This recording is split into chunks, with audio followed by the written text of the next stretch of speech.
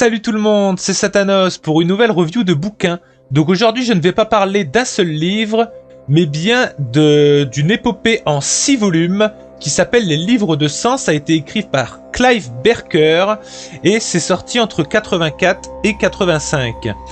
Alors ce sont des nouvelles horrifiques, vraiment très gore, hein, je vous en parlerai un peu plus après.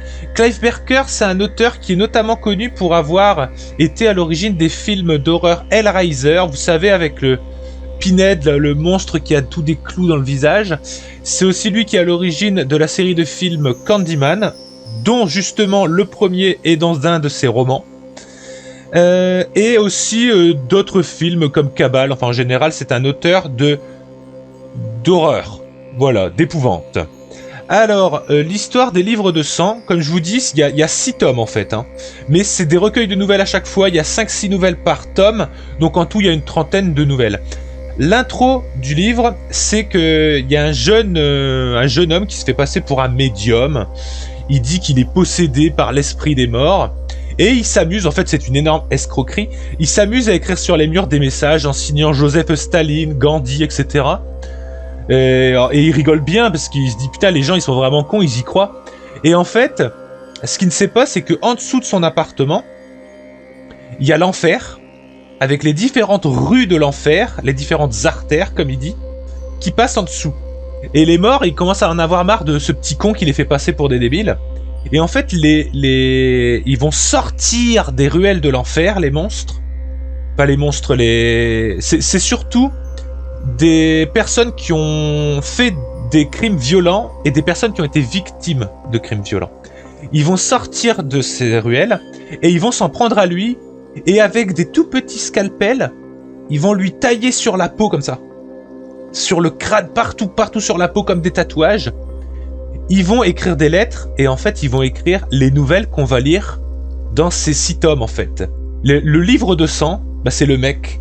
En fait, le mec, ensuite, il meurt pas, hein, il reste vivant, mais partout sur son corps, il y a des gens qui vont regarder avec une loupe ces histoires écrites par les damnés des enfers.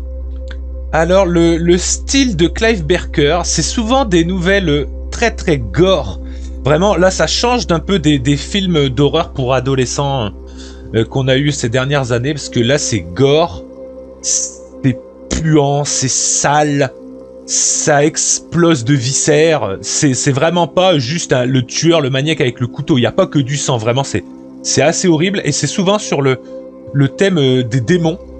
Alors, et ça se passe aussi souvent dans un environnement contemporain, donc ça se passe souvent à notre époque à peu près, donc dans les années 80, là où ça a été écrit, et c'est aussi très souvent urbain. Il y a pas mal de nouvelles qui se basent, notamment Candyman, qui se basent sur le concept des légendes urbaines en fait. C'est toujours très violent, c'est toujours très gore, très graphique. Vous voyez, on décrit bien ça dégouline de sang, de cervelle, etc. Et là, c'est assez inhérent au style de Clive Barker apparemment. Il y a toujours beaucoup de sexe dans ces nouvelles. Et je dois bien avouer que des fois, la partie où il décrit de façon très crue l'acte sexuel n'a aucun rapport avec l'histoire. Il y a notamment une des nouvelles que je vais vous raconter après. Ça commence par une scène de sexe dans un champ et le reste de l'histoire n'a rien à voir. Donc, je sais pas, des fois ça lui prenait, mais c'est rare qu'il y ait une nouvelle où il n'y ait pas du tout de sexe dedans, en plus de façon aussi crue. Autre chose, alors les nouvelles sont très intéressantes parce que vraiment ça va dans plusieurs domaines, il y a des trucs assez farfelus, mais des fois l'écrivain on a quand même du mal à le suivre, et il y a un truc qui est assez récurrent dans ces nouvelles, c'est la chute. Souvent quand la chute arrive, je me dis, c'est tout, ça s'arrête comme ça quoi. Comme dirait ma mère, ça finit con. Voilà, ça finit d'un coup, et sans forcément révéler l'intrigue, les questions qu'on se pose. Donc c'est assez bizarre, il est difficile à suivre. Clive Barker, il est assez perché, mais il y a quand même du talent. Et là maintenant, je vais vous raconter un peu quelques nouvelles qui m'ont marqué pendant ces 6 tomes. D'ailleurs, je vous conseille principalement de lire les premiers tomes, qui sont... Le premier tome, vraiment, c'est celui où il y a le plus de nouvelles qui m'ont marqué. Les derniers, il y en a beaucoup moins, et surtout le 6e. Le 6e, il est poussif, il y a une histoire assez longue et qui n'est pas forcément très intéressante, voilà. Donc je vais vous raconter quelques nouvelles qui m'ont marqué particulièrement. Après avoir lu ces 6 romans, ces 6 recueils, j'ai lu les 6 d'affilée. Voilà, dans le but de faire cette vidéo. Alors la première, elle est rigolote la première, elle m'a fait beaucoup rigoler. C'est l'histoire du Cacophone. Alors le Cacophone, en fait, c'est un démon qui est envoyé par le diable, mais c'est un démon, un larbin, c'est vraiment la petite merde chez les démons, quoi, vraiment d'ordre inférieur. Et sa mission, c'est de rendre fou un mec. Donc il habite dans l'appartement du mec, et il essaie de tous les jours de faire des... genre... détriper son chat. Dès qu'il achète un truc, il le casse.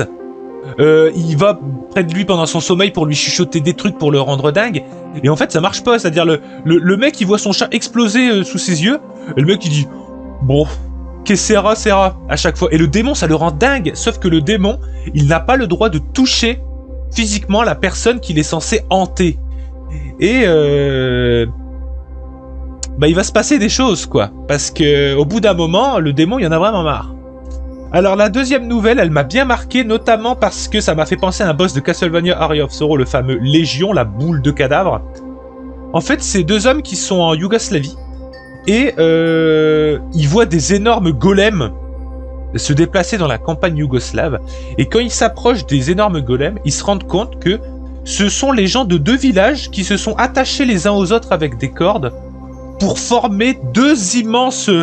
un peu Megazord, vous voyez, comme dans Power Rangers. 2 immenses golems de chair, d'êtres vivants, qui avancent comme ça, avec des poulies et tout ça, pour se frapper l'un sur l'autre. Apparemment, c'est une tradition. Ces 2 villages s'affrontent en étant eux-mêmes des golems. Alors forcément, quand il y a un golem qui en tape un autre, et ça fait genre 30 personnes qui sont réduites en bouillie et qui coulent de chair, de sang et de fluide corporel. C'est assez dégueulasse et c'est assez... Elle m'a marqué celle-là quand même. Hein. Alors une qui m'a vraiment marqué, je crois que c'est dans le top 4. Elle m'a fait bien rire parce que je vous ai dit qu'il parle beaucoup de sexe. Celle-là est principalement centrée sur le sexe. En fait, c'est un peu le mythe du savant fou. Vous savez, on prend un SDF ou un fou et on fait une expérience sur lui. Alors là, c'est une société qui fabrique des aphrodisiaques qui vont recruter un schizophrène ou un sociopathe, enfin quelqu'un qui tourne pas bien rond, hein, et qui n'est pas soigné surtout, c'est ça le plus grave, et ils vont lui administrer un Viagra vraiment surpuissant qui le transforme en démon du sexe, si vous voulez, et le mec, il devient un... comment dire, un démon du sexe tueur, allant s'en prendre, arracher le pantalon et tout ça, des flics qui sont à sa poursuite. C'est assez... Je l'ai pas vu arriver celle-là, quoi. Le meurtrier sexuel, mais vraiment le péché de la luxure incarné avec tout ce qu'il y a d'horrible autour, quoi. Une autre qui marquerait beaucoup les végétariens, notamment, c'est un mec qui fait des recherches sur la peur et qui dit que la peur, au bout d'un moment, elle peut te faire n'importe quoi. Et il va notamment s'en prendre à une nana qui dit que... moi j'ai pas peur, moi ça va, j'ai pas de problème psychologique. Et en fait, cette nana est végétarienne, et lui, en fait, le mec, il va l'enfermer, un peu à la façon de Saw, les films d'horreur Saw. Il va l'enfermer dans une pièce avec une pièce de bœuf, et ne pas lui laisser le choix que de la manger, et la nana, en plus, va ne pas vouloir la manger pendant longtemps, donc à la fin elle va la manger pourrie avec les asticots et tout ça dedans. Et ensuite il va s'en prendre à quelqu'un d'autre, toujours sur le thème de la peur. Une nouvelle assez originale, si vous avez déjà lu du Edgar Allan Poe, une de ses nouvelles les plus célèbres, c'est Double meurtre dans la rue Morgue, qui se passe à Paris. Et en fait là, dans cette nouvelle, le héros de cette histoire est obsédé par l'histoire de la rue Morgue, parce que apparemment son ancêtre aurait vécu dans la rue Morgue au moment des meurtres. Et en fait ça s'appelle Nouveau meurtre dans la rue Morgue parce que un peu à la manière d'un copycat, le mec est tellement obnubilé par cette histoire que il va essayer plus ou moins de la recréer à sa manière, de vérifier si c'était possible ce qui s'est passé dans la rue Morgue. Je vous en dis pas plus, c'est assez intéressant. Alors une autre nouvelle, autre que Candyman, qui a été adaptée en film, ça s'appelle Rawhead Rex. Apparemment il y a eu un film qui est pas terrible, même Clive Barker avait tendance à le renier. Rawhead Rex, c'est un fermier qui fait son champ à notre époque contemporaine. Il fait son champ et il bute sur une pierre, une énorme pierre qui est au milieu de son champ. Et apparemment, elle est là depuis des siècles.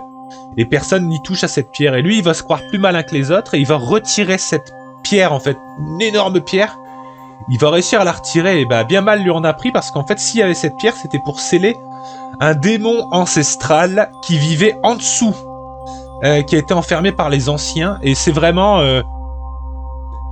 une immense bête qui viole les femmes, qui mange des bébés, à tel point que même certaines personnes vont lui vouer un culte, comme si c'est l'antéchrist. Ça aussi, c'est assez horrible parce que les gens les villageois, ils vont essayer plus ou moins de faire la résistance et de se battre contre la bête, mais ils vont galérer. C'est assez gore, c'est bien l'explosion de sang, mais là on a vraiment le démon, le stéréotype du démon dégueulasse, puant, horrible, assassin. C'était assez sympa. Et la dernière dont je vais vous parler, elle m'a fait beaucoup rire, je l'ai pas vu arriver non plus. C'est la révolution des mains. Comme quoi les mains seraient des entités propres et puis que elles en ont marre d'être attachées à un humain, quoi. Elles aimeraient bien vivre leur vie. Donc c'est l'histoire de deux mains d'un mec qui, pendant qu'il dorme, il discute. Bon, alors quand est-ce qu'on s'échappe? Bon, la prochaine fois qu'on le voit prendre un hachoir, hop, tu me libères, moi je vais chercher d'autres mains et ensuite on revient te chercher, etc. S'il l'adapte un jour en film, ça me ferait bien rigoler parce que bon, effectivement, il y a une main qui arrive à s'échapper et elle va aller prévenir les autres mains que c'est la révolte et ils vont avoir réussi à en faire échapper plusieurs et à la fin, il y a plein de mains. Et ces mains, elles... comment dire? Elles idolâtrent la main qui est restée attachée, qui a permis à la première de se sauver. Elles ont leur messie. Et en fait, elles vont suivre cette main comme si c'était leur dieu. Et qu'est-ce qui va se passer? Ce sera à vous de le découvrir. Donc, j'ai juste raconté un petit peu de chaque nouvelle, sans vous en dire trop. Le but, c'est pas de vous spoiler, mais c'est un petit peu de vous donner un peu d'envie de lire ces bouquins. Encore une fois, lisez surtout les premiers qui sont intéressants. Les derniers, j'ai l'impression qu'il n'y avait pas trop d'inspiration pour les derniers. C'est assez banal, je veux dire. On n'est plus dans cet univers urbain, puant, un peu des légendes urbaines. Autre chose, avant de conclure, j'ai vu que ces fameux livres de sang ont été adaptés en film sur la plateforme Hulu. Et c'est un livre, c'est un film qui reprend 3 histoires. Il y a 3 histoires dans le même film. Mais à ce que j'ai regardé, ça n'a pas l'air top. Donc si vous avez regardé, dites-moi plus dans les commentaires. Mais j'ai regardé un peu le synopsis. Ça s'est inspiré très vaguement des livres de sang, à tel point que aucune des 3 histoires n'arrive à me rappeler une nouvelle que j'ai lue. J'arrive pas à dire, ah oui, ça c'est cette nouvelle-là. Non, ils ont pioché des bouts un peu partout, c'est un peu bâtard. Et en plus, je pense qu'ils ne sont pas inspirés des nouvelles les plus intéressantes. Donc j'espère que cette petite review de bouquin vous a plu. Pour un coup, ça change, j'ai fait de l'horreur, d'habitude je fais de la science-fiction. Mais là, c'est aussi un genre que j'affectionne. Et là, ça change vraiment. Clive Barker, on est vraiment dans l'horreur pure, vraiment dans le gore.